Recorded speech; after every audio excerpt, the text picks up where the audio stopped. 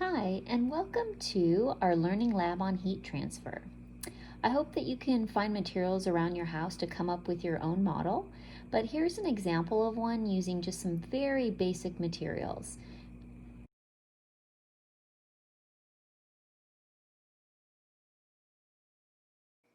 In order to investigate how heat is moved between different types of objects, I'm going to use the egg as my warm object and the different liquids as the cooler objects.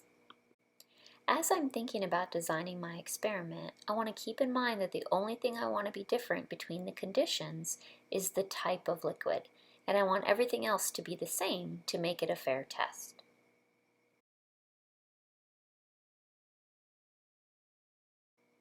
In science, proper tool use is really important, so when scientists communicate about data, they know how that data was recorded.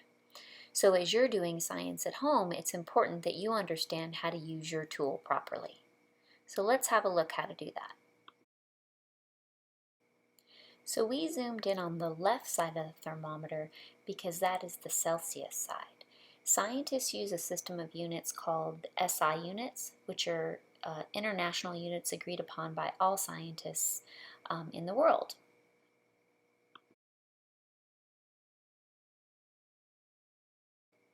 Another important thing that scientists do is estimate the last digit when using a measurement tool if that tool is not giving a digital readout.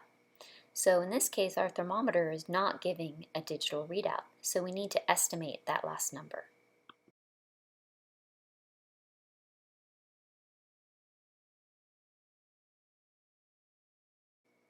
So hopefully you realize that each of these small lines between the numbers represents 2 degrees Celsius. So my measurement should be somewhere between 26 and 28 degrees Celsius.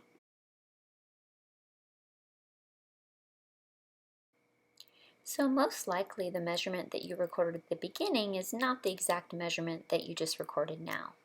As I'm looking at that measurement, I can see that it looks somewhere close to 27 degrees Celsius in the middle, but it's not quite there. So I would write down probably something like 26.6 or 26.7. Remember, it's an estimate, and when I write that number down, scientists understand that. This is something called significant figures that we'll be talking about more later.